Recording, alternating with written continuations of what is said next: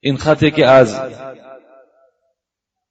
ناحیه کلخازآباد آمده بود جمعه پیشین که عبارت از 4 یا 5 سوال بود، ما به این جواب گردانیدیم مگر یک مسئله را نزد ما گذاشتن که جواب او را بگویید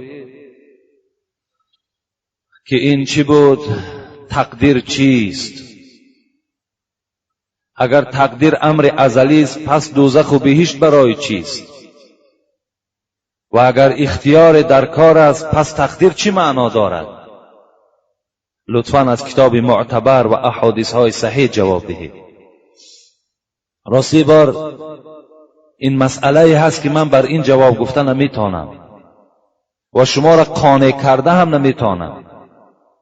باب تقدیر این باب هست، این سؤال هست که از دوره های پیغمبر خدا این سؤال بود و در این جواب این تمام مفسرا و محدثا عاجز هستند، جواب گفتن نمیتونند. جوابی که شما را قانع کنند این جواب وجود ندارد. اگر شما این دادر عزیز در آیه اولی سوره تغابن نظر کند، از اونجا ممکن بعض چیزها را برداشته گیرد که خداوند در قرآن میگوید در سوره تغابن هو الذی خلقکم فمنکم کافر و منکم مؤمنون. بین خداوند میگوید من بعضی از شما را کافر خلق میکنم، بعضی از شما را مؤمن خلق میکنم. در این آیت چی بحث های زیاد وجود دارد در تفسیرها.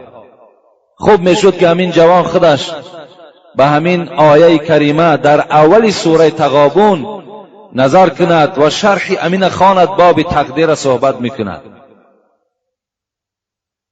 زیرا پیش پیغمبر خدا آمدند و در باب تقدیر بحث و مناظره کردند. رسول اکرم میگوید وقتی با این اصحابی که بحث تقدیر میکردند وقتی گوش انداخت و گفت خداوند شما را برای این فرستاد که در باب تقدیر بحث کنید، از این موضوع باز ایستید گفتن رسول اکرم و میگوید چهره مبارک گویا که آب انار در بالای چهره مبارک پرتافته باشی، این گونه سرخ شد. میگوید یعنی نگذاشت که اصحاب پیغمبر در باب تقدیر بحث و مناظره کند، زیرا عقل انسان به این نمیرسد. سوالی هست مادامی که انسان خداوند دوزخی کرده باشد یا بهشتی الکه در ازلیات نویسانده باشد، پس عمل برای او چی فایده دارد؟ این گونه سوال ها می شود. نزد پیغمبر خدا آمدن گفتن ای پیغمبر فلانی بیمار است، اگر وی را ما طبابت کنیم آیا در تقدیر الهی یگان تغییرات پیدا می شود؟ رسول اکرم گفتن هی من قدر الله، اگر وی شفا یابد همون هم از تقدیر الهی است. حضرت مولوی خدا رحمت کنند میگوید نه جنبد هی جنبنده ز یک سو، نخواهد تا که جنباننده او. هیچ چیز از جای خودش جنبیده نمیتواند، هیچ کس یک عمل خیر و شر را کرده نمیتواند تا اگر پروردگار راضی نباشد. نه جنبد هی جنبنده به یک سو، نخواهد تا که جنباننده او. که شاه از پیش خود شاه از کجا شد، کجا سائل ز پیش خود گدا شد. حضرت مولوی را نظر کنید میگوید این شاهایی که امروز بالای تخت نشسته و شاهی میکنند آیا اینا از پیش خود شاه شدند؟ نه، بلکه تقدیر الهی همین بوده است که این جوان یا این مرد و یا این زن باید که پادشاه شود. کجا سائل ز پیش خود گدا شد. این گداهایی که نزد دروازه ما و شما میآیند آبی چشم میکنند، زاره میکنند برای 20 درم ما و شما، آیا اینها از پیش خود طلبنده شدن؟ نه، بلکه در تقدیر اینها هم طلبندگی را خدا کشیده بوده است. اگر نقاش نیکان را سرشته، در اینجا زیشتان را کی نوشته؟ اگر پروردگار امروز اهل شما اهل سعادت هستین، شما اهل نیکبختا هستین، شما را امروز خداوند نیکبخت در ازلیات تا نویسانده است. پس اینها انسان‌هایی که امروز گیروئین میکشند، امروز عرق نوشی میکنند، امروز مال یک برادر را میخورند، امروز زناکار هستند، امروز وجود خدا را انکار میکنند، اینها را کی آفرید؟ اگر نقاش نیکان را سریشته، در اینجا زیشتان را کی نوشته؟ حضرت میگوید همه در حکم تقدیرش دوانند و هر سوی که میخواند روانند. همه اینها در همون تقدیری که خداوند برای اینها کشیدگی است در همون راه رفته ایستادند. حتی میگوید مولوی بخاری سوی کافر هم مبینی مبادای فروزت شمع دینی. حتی کافر میگوید با یک طریق حقارت نگاه نکن، شاید که انا همون کافر باز همین اسلام قوت ببخشد. تو از کجا میدانی؟ چندین کافرها امروز در کتابا ما و شما میخوانیم که از تمام دولت‌های مترقی اسلام میارند در آخر عمرشان. معلوم شد که اینها در ازلیات اینها خداوند یک دوره را به کفر کشیده بود و این دورش باز آخر عمر اینها را باز به اسلام مبدل گردانیده است. این در ازلیاتش بوده است.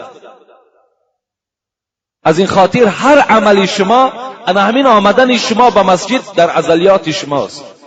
از اینجا با سلامت خانه رفتن شما در ازلیات شماست.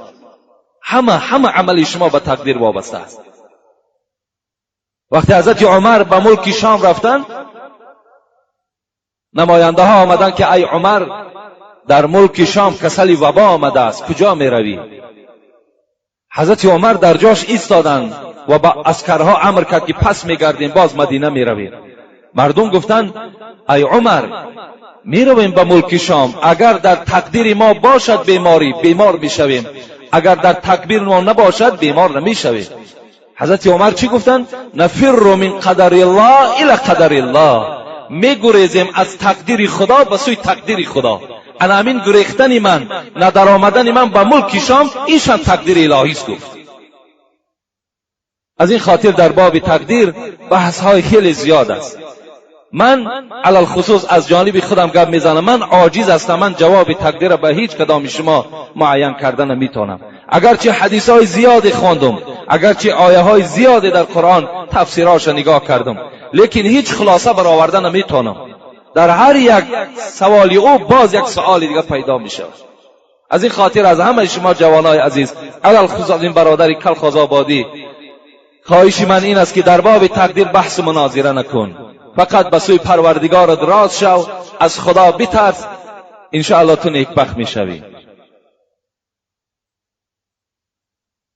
داملای عزیز، من صنف 10 میخوانم، روزهای جمعه میخواهم و دوست میدارم که در صحبت شما اشتراک کنم، لکن در درس مکتب هستم. اگر معلم را فریب دهم یا یگان بهانه کنم و مرا جواب دهد، من گناهگار میشوم یا نه؟ یعنی این جوانی که از ما خواهش کردن تا که معلم خود فریب دهد یا یک بهانه پیدا کند و آمده فرض الهی را ادا کند، من بر این جوان که چندین بار من این جواب گفتم باز میگویم و خواهد گفت، این است که وقتی که تو الله که معلم خود فریب میدهی یا یک بهانه میکنی، تو در 2 گناه مبتلا میشوی. در 2 گناه، یکی فریب دادن، دروغ گفتن، این خود گناه است. دوم جهل و جاهلی و بیدانشی تو خودش گناه است. از این خاطر از همه شما دادرای عزیز خواهش میکنم که کدام شما اگر مکتبی میاینا میخوانین، اگر در صنف هم که شما باشین، تصور کنین که شما در نماز جمعه هستین. ترا نیت نیک است، لکل امرئ منهم ما نوا گفت از پیغمبر. از برای هر یک شخص میرسد آن را که نیت میکند. نیتی تو نیک است، دلی تو به نماز جمعه میسوزد، خداوند تو را از ثواب این جمعه برخوردار میکند. فقط از درس نگریز، درس ترک نکن، بلکه در درس اعلاچی باش، بلکه در همون مکتب تو نمونه باش. این است برای ما و شما افتخار.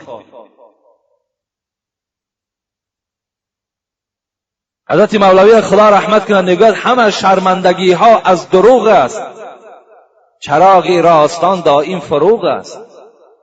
و دنیا اینقدر دارد خجالت، چه باشد خجلتی روز قیامت. همه شرمندگی ها از دروغ است.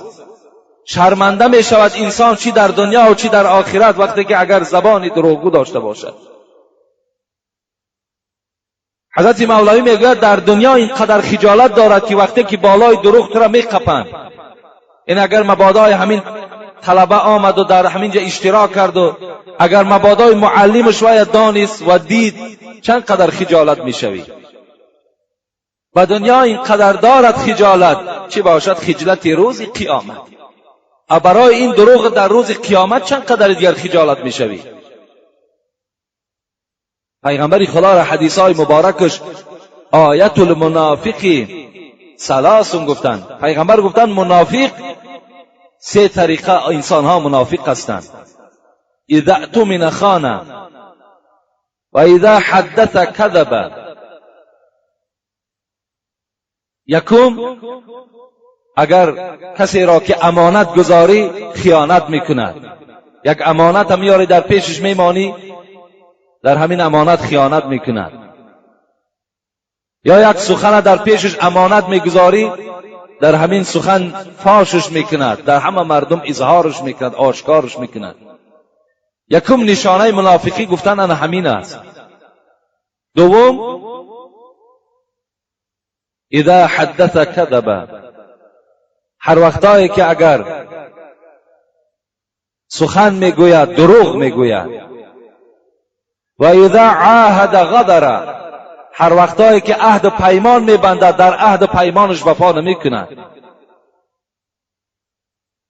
چهارمشم روایت آمدگی است که هر وقتایی که اگر جنجال کند در جنجالش دشنام میدهد. این چهار طایفه را پیغمبر خدا گفتن منافق هستند.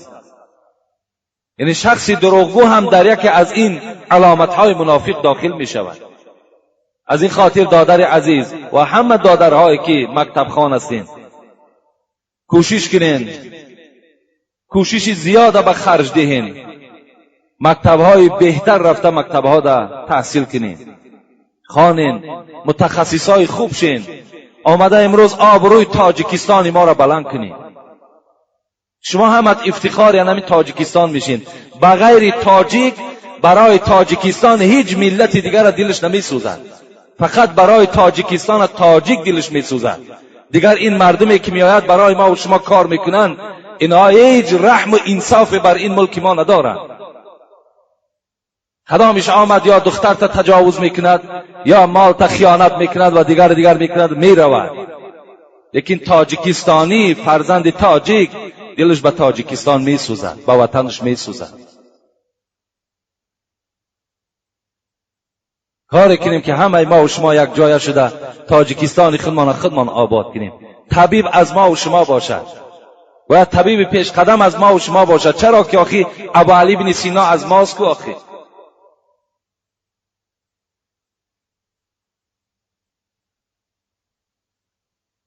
چی خوش گفت دانای شیرین مقال، که بدانیش انسان نیابد کمال.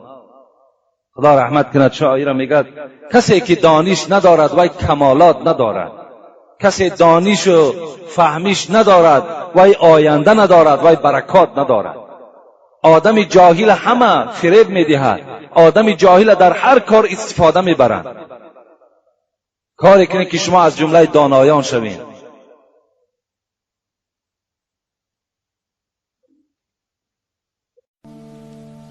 مردمی که از مردم مسلمان بیرون از خاندانهاشان در شهرهای دوردست برای پیدا کردن نفقه خانواده سعی دارند، کوشش دارند، خدایا رزقهاشان فراخ و با صحت و سلامت به خاندانشان برسانی. آمین یا رب العالمین.